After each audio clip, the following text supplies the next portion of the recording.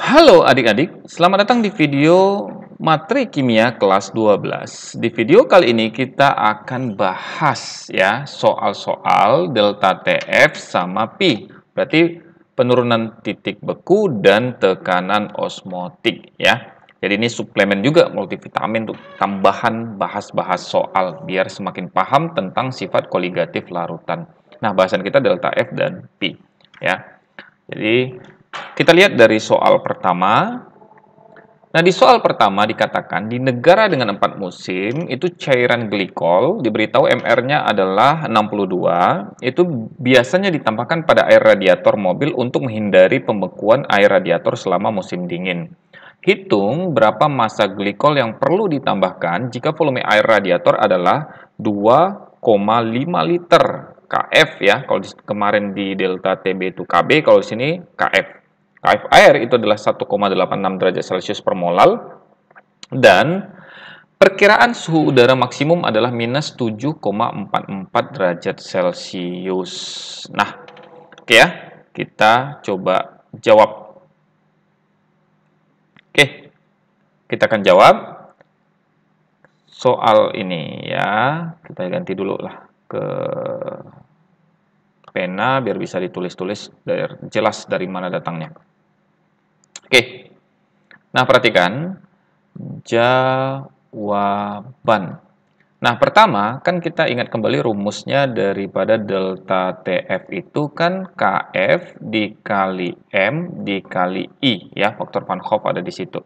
Nah, kalau kita perhatikan ini kan cairan glikol. Identik kalau ada kata ol berarti termasuk kelompok alkohol, berarti termasuk kelompok senyawa non elektrolit. Maka kalau non-elektrolit, alfanya sama dengan 0, nilai I-nya atau faktor Van Hoff-nya sama dengan 1. Nah, berarti kita bisa tahu bahwa ini nanti nilainya sama dengan 1. Jadi nggak ditulis lagi, nggak apa-apa ya. Nah, delta TF-nya berapa? Nah, kalau di sini dia beritahu TF-nya, itu minus 7,44 derajat Celcius. Artinya kalau delta TF itu selisihnya ke 0. Ya, kalau air itu kan membeku pada suhu 0 derajat Celcius.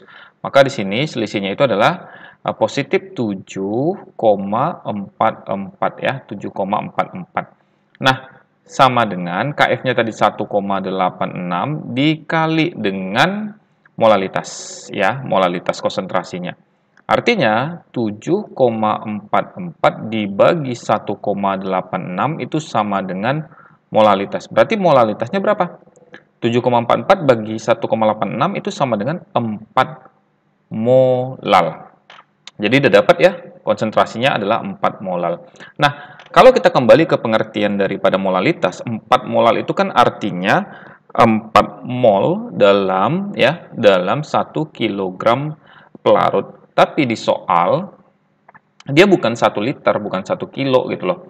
Tapi dia mintanya adalah 2,5 liter air. Jadi kalau 2,5 liter ya, ingat ya, Rho-nya H2O itu kan 1 gram per mili.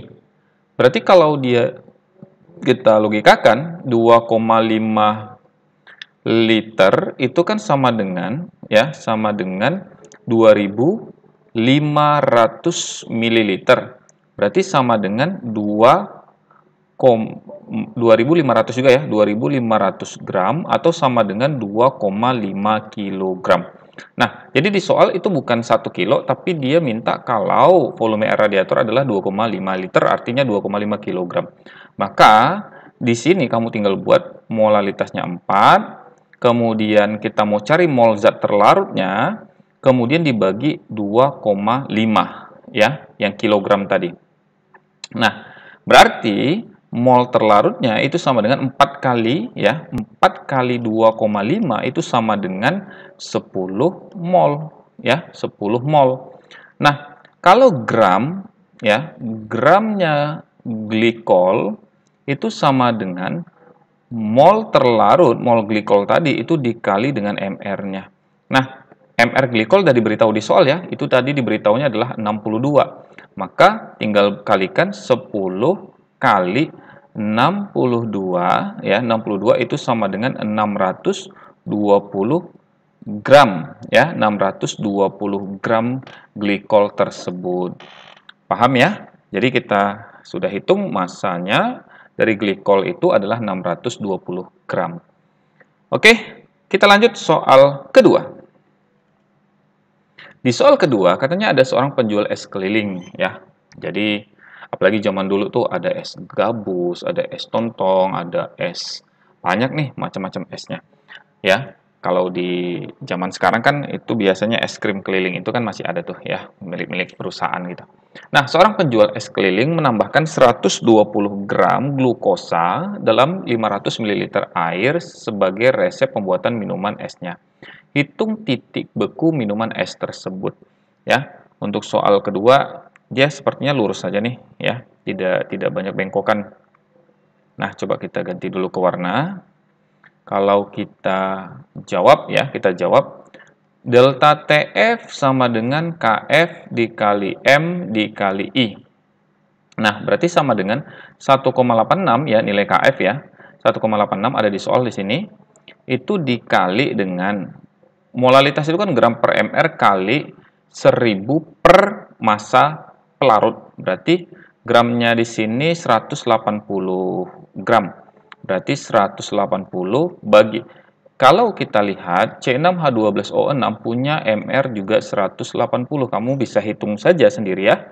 Itu dapatnya per 180 dikali dengan ya, dikali dengan 1000 dibagi ya, dibagi dengan berapa tadi volumenya di sini? 500 ml air. Kalau 500 ml air artinya sama dengan 500 gram. Ingat ya, rho air itu 1 gram per mili. Berarti ini per 500. Nah, karena kita tahu tadi nilainya, kalau dia termasuk kelompoknya gula-gulaan, maka langsung nilai I-nya sama dengan 1, karena dia termasuk larutan non-elektrolit. I itu sama dengan 1. Jadi nggak usah kita tulis lagi ya. Nah, ini bagi ini dapatnya 1. Ini bagi ini dapatnya ya 1000 bagi 500 dapatnya 2. Nah, kita kalikan, itu dapatnya adalah 3,72 derajat Celcius. Artinya, TF-nya berarti selisih dari 0 ya. Dari 0 ke 3, turun dia ya ke 3,72. Berarti minus nih. Minus 3,72 derajat Celcius. Nah, itu adalah titik beku larutan kita. Paham ya untuk soal kedua. Nah, sekarang kita akan lihat soal ketiga. Nah, di soal ketiga katanya naftalen ya.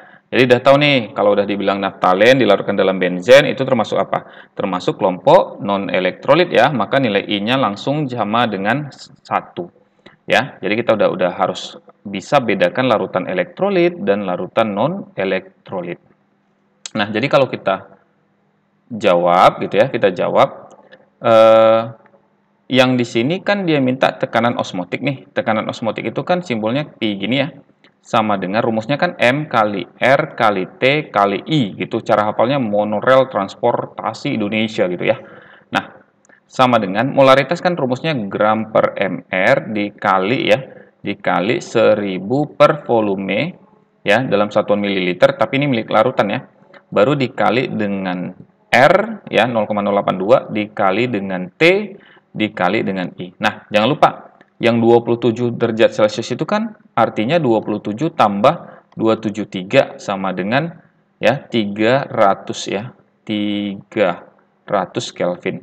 Nah, jadi harus ingat merubah satuannya. Nah, kita substitusi. Masanya tadi 3,2 nih dia. Ada ya. 3,2 MR-nya 128. Nanti bagi 128 ada di soal. Dikali 1000 per berapa volumenya? Nah, jadi volume larutan itu adalah 250 mili. Berarti tinggal substitusi 250 dikali ya.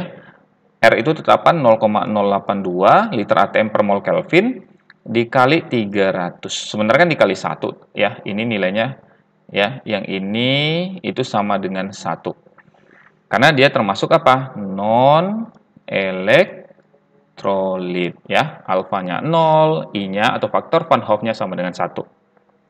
Tadi nggak usah kita tulis lagi. Maka nanti kalau kita kalikan secara matematis, ini nilainya adalah 2,46 ya ATM. Kenapa kok ATM satuannya gitu ya? Kenapa ATM satuannya? Jangan lupa di sini kan ada satuan nih. Ada liter ATM per mol Kelvin. Nah, satuannya itu yang dipakai adalah ATM yang ada di sini. Gitu ya. Nah, itu untuk pembahasan soal nomor 3. Paham ya? Nah, sekarang kita lihat soal keempat. Nah, ini dia. Untuk soal keempat, tekanan osmotik larutan yang mengandung 50 gram suatu karbohidrat. Nah, kita langsung tahu nih, ya. Wah, karbohidrat ini senyawa organik. Berarti kalau kita ingat, maka dia termasuk kelompok non-elektrolit. Biar nanti nggak salah kita, ya, kalau ada nilai faktor Van Hoff-nya. Karena nilai alfanya sama dengan 0, nilai I-nya sama dengan 1, langsung. Oke, lanjut. Per liter pada 0 Celcius adalah 6,2. Tekanan osmotiknya diberitahu 6,2. Hitung massa rumus karbohidrat tersebut. Nah, kalau kita jawab, berarti kan tekanan osmotik itu rumusnya M kali R kali T kali I gitu ya. M kali R kali T kali I. Pi-nya, tekanan osmotiknya dikasih tahunya nih, 6,2 atm nih sini. Berarti 6,2 sama dengan molaritasnya berarti 50 gram, ada masanya ya, gram per mr, berarti 50 per mr, ya. Hitung massa rumus, berarti ditanya di sini adalah mr-nya berapa, kan gitu maksudnya dia. Nah, dikali r-nya, ya, dikali dulu, kalau kita dia bilang di sini per liter, ya, per liter, maka jadinya 1 per 1 liter. Kalau dia bilang di sini mililiter, berarti di atas kali 1000. Jangan lupa ya, itu sudah kita bahas di bagian materi. Nah, baru dikali lagi dengan 0,082, nilai R itu tetapan, dikali, di sini dia bilang 0 derajat Celcius, berarti suhunya adalah 273 Kelvin. Berarti 273 ya, 273. Nah, baru dikalikan 1, nilai faktor Van Hoff tadi. Nah, kita langsung saja dihitung saja secara matematis, nilai MR-nya jadi berapa? 180, ya, 180. Nah, ini rada bisa ya dibaca 180,53 ya, 180,53 nilai MR-nya. Ada yang kalau kita baca buku dibilangnya satuannya gram per mol, tapi nggak usah ya. Cukup aja buat 180,53 udah oke. Nah, itu adalah pembahasan soal keempat kita. Kita lanjut nih, ya. Makin banyak soal dibahas, maka semakin paham. Yang penting tahan ya, tahan mata gitu ya, tahan ngantuk ya. Memang kayak gitu belajar. Makanya siapa yang bisa bertahan jadinya spesial gitu loh. Kita lanjut soal kelima, ya. Oh, langsung ke uji nih. Ya, 4 saja kita di bagian contoh soal. Kita lihat kemari uji soal kimia. Nah, jadi soal pertama itu katanya gini, larutan HCN dengan konsentrasi 0,18 molal membeku pada suhu yang sama dengan larutan glukosa. Nah, di sini kita lihat, ada 2 senyawa, berarti minta perbandingan nih. Konsentrasi glukosa 0,2 molal, hitung derajat ionisasi HCN dalam larutan tersebut. Nah, jadi kita langsung jawab aja nih. Ya, langsung kita jawab. Makin cepat, makin baik. Oke, kita jawab. Nah, berarti kan kalau kita mau tahu ya, berarti di sini delta TF-nya HCN kan membeku pada suhu yang sama. Berarti kan jaraknya dianggap larutnya air 0, membeku pada suhu yang sama, berarti minusnya itu sama. Berarti nilai selisih atau delta TF-nya sama. Maka sama dengan delta TF-nya glukosa. Nah, kita identifikasi, jangan lupa. Kalau dia HCN, ya HCN itu adalah elektrolit, ya, elektrolit lemah, ya, asam lemah. Ini elektrolit, ya, asam lemah, elektrolit lemah. Tapi kalau glukosa, ya, ini adalah non-elektrolit. Jadi biar kita tahu nanti kita harus bedakan yang satu ini punya nilai faktor Van Hoff, yang satu nilai faktor Van Hoff-nya langsung sama dengan 1. Ya, maka kalau di sini nilai I-nya sama dengan 1 karena alfanya sama dengan 0. Nah, kalau sini ya beda, kita harus hitung dulu dengan rumus I sama dengan 1 tambah N kurang 1 kali alfa. Oke, kita lanjutkan. Ganti warna dulu ya. Nah, kita lanjutkan. Maka, ini kan rumusnya Kf dikali M dikali I. Ini juga sama nih, Kf dikali M dikali I. Ya, tapi untuk glukosa, satu lagi untuk HCN. Nah, kita substitusi yang ada di sana, ya. Maka di sini kamu tinggal tulis 0,18, karena Kf-nya kan pasti sama nih, ya. Kf-nya sama-sama 1,86. Berarti tinggal M kali I, M kali I. 0,18 dikali langsung faktor Van Hoff-nya. Berarti kan 1 tambah 2, ya. Di sini kita tulis dulu. 2 kurang 1 dikalikan dia dengan alfa. Tutup kurung sama dengan M yang di kanan itu 0,2. Glukosa ya, konsentrasinya ada di sini. Nah, 0,2. Sebenarnya kan dikalikan 1 nih, ya. Dikalikan 1 karena nilai I-nya 1. Tapi nggak usah lah kita tulis. Biar nanti kita nggak perlu repot-repot aja lagi. Nah, berarti kamu tinggal hitung secara matematis, ini kan jadinya 0,18 kali 1 kan 0,18 tuh, tetap ya. Kalau yang di dalam ini jadinya 1 tambah alfa kan? 1 tambah alfa, alfa ya derajat ionisasinya, itu sama dengan 0,2. Ya, 0,2. Artinya apa? 0,18 ya. 0,18 itu ditambah 0,18 alfa sama dengan 0,2 ya. Bentar ya. Oke. Lanjut. Berarti kalau kita mau buat alfanya itu sama dengan berapa? 0,02 ya. 0,02. Dari mana 0,2 kurang 0,18 kan? Berarti 0,02 itu dibagi nanti ya, dibagi dengan 0,18 ya. Oke, maka nilai alfa itu sama dengan 0,11. Jadi nilai alfanya 0,11. Oke, derajat ionisasinya kita sudah dapat. Kita lanjut ke soal berikutnya. Jadi kita lihat di soal kedua, hitung titik beku larutan HCl 2 molal yang terionisasi 80%. Berarti kalau kita mau hitung-hitungan itu alfanya itu 0,8, gitulah maksud dia ya. Terionisasinya cuma 80%. Oke, kita ganti dulu ke warna. Nah, kita jawab ya, kita jawab. Nah, delta TF itu sama dengan KF dikali M dikali I. Maka sama dengan 1,86 ya nilai KF-nya ya, dikali M-nya di situ 2 molal, dikali lagi dengan, nah berarti kita pakai kurung aja nih, karena I-nya. Karena di sini dia bilang HCl, ingat ya, nilai HCl itu kita tinggal tulis 1 tambah 2 kurang 1 kali dia dengan 0,8, tutup kurung. Ini terionisasi jadi H+ dan Cl-, artinya nilai N-nya 2 gitu ya. Kemudian kamu tinggal hitung saja lagi, sama dengan 1,86 dikali dia dengan 2 ya. Dikali 2 dikali lagi dengan yang namanya 1,8, hasilnya faktor Van Hoff-nya 1,8. Nah, kita buatlah kalinya itu kali silang di sini ya, biar nggak ragu. Ya, kali silang di sini, kemudian kali silang di sini, kali silang di sini. Nah, maka sama dengan berapa di situ?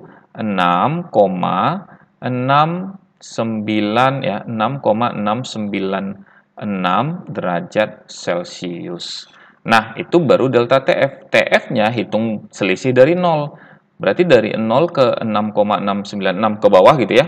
Minusnya jadi minus nih. Minus 6,696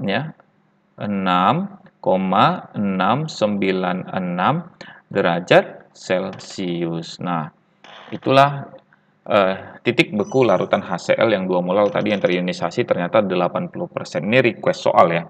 Karena biasanya kalau HCl itu kan nilai alfanya yang kita tahu itu sama dengan 1. Oke, kita lanjut soal ketiga.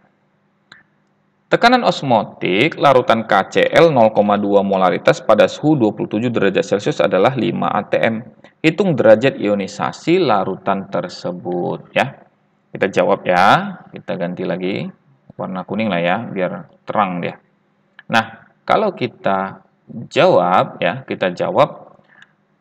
tekanan osmotik itu kan punya rumus M kali R kali T kali I.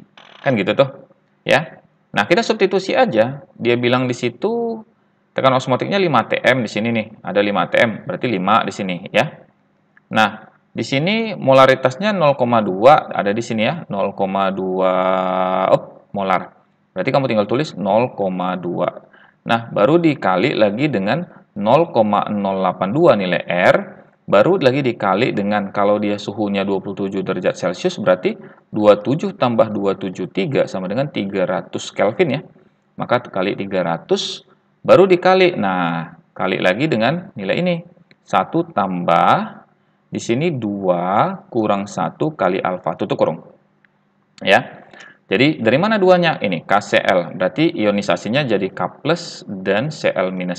Maka nilai N-nya sama dengan 2, ada 2 ionisasi. Nah, kita langsung saja. Berarti 5 itu sama dengan 4,92 kali 1 tambah alfa. Hitungnya secara matematis saja ya. Berarti 5 itu dibagi dengan 4,92 atau sama dengan 1 tambah alfa. Nah, 1,0 ya ini hasilnya ya, 1,016 itu sama dengan 1 tambah alfa. Maka alfa itu sama dengan 0,016. Nah, itulah derajat ionisasi dari larutan KCl kita, 0,016. Intinya apa? Tinggal substitusi rumus, yang penting kita tahu dari mana datangnya rumus tersebut. Oke, soal terakhir, masih sanggup ya? Kita lihat soal terakhir. Berapa gram NaCl dengan MR-nya 58,5 yang harus dilarutkan ke dalam 200 ml air agar larutan tersebut membeku pada suhu yang sama dengan larutan dari 20 gram urea dengan MR 60 dalam 100 ml air. Nah, berarti kalau gitu dia pengen membeku pada suhu yang sama. Berarti otomatis nilai delta TF-nya juga sama kan gitu logikanya ya. Ya, nilai delta TF-nya. Jadi kita anggap selisihnya dari 0 ya, kondisi air murni membeku itu kan 0 derajat Celcius.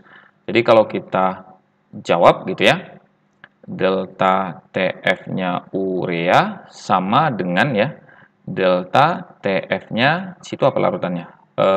NaCl. Nah, di sini ya, NaCl. NaCl. Nah, berarti kita tinggal substitusi kan sebenarnya rumusnya kan Kf kali M kali I untuk urea sama dengan Kf kali M kali I untuk NaCl. Tapi bedanya kalau urea ini non-elektrolit, kalau NaCl adalah elektrolit. Nah, Kf-nya pasti sama nih, pasti sama. Berarti tinggal M kali I untuk urea sama dengan M kali I untuk NaCl. Nah, berarti kita substitusi ya. Kita substitusi, kita masukkan saja. Sini kan jadinya apa nih? Gram per mr dikali 1000 per P, massa pelarutnya ya, dalam satuan gram, kalau di atasnya 1000, baru dikali, kalau urea itu nilainya 1 nih, faktor Van Hoff-nya. Kalau dia NaCl, ya, maka nilainya itu 2, gitu, I-nya. Jadi sama dengan ionnya, karena dia termasuk elektrolit kuat. Berarti gram per mr untuk NaCl dikali 1000 per massa pelarut dikali 2, ya. Nah, berarti kalau kita substitusi, 20 per 60 dikali 1000 per massa pelarutnya urea berapa di sini? 100 ml air berarti 100 gram. Ya, karena rho air itu 1 gram 1 ml per 100 ya, sama dengan gramnya NaCl, nggak diberitahu ya, itu yang dicari, dibagi dengan MR NaCl kan 58,5 ya, dikali dengan 1000 per massa pelarutnya NaCl itu 200 ya, 200. Ada di soal di sini. Nah, berarti 200 ml sama dengan 200 gram air. Baru dikali lagi dengan 2. Nah, jadi kita langsung saja. Ini hitung aja secara matematis kayak gini kan. Ini kalau 1000 bagi 100 itu kan dapatnya adalah 10 gitu ya. Kalau 1000 bagi 200 itu kan dapatnya 5. Ya. Nah, baru kita hitung secara matematis. Gramnya NaCl itu sama dengan 58,5 dibagi dengan ya, dibagi dengan 3 ya, 58,5 dibagi 3. Oke, kita lanjut. Berarti itu sama dengan 19,5 gram ya NaCl tersebut. Nah, itu yang kita larutkan adalah natrium klorida itu sebanyak 19,5 gram. Paham ya? Jadi inilah pembahasan soal delta TF dan tekanan osmotik.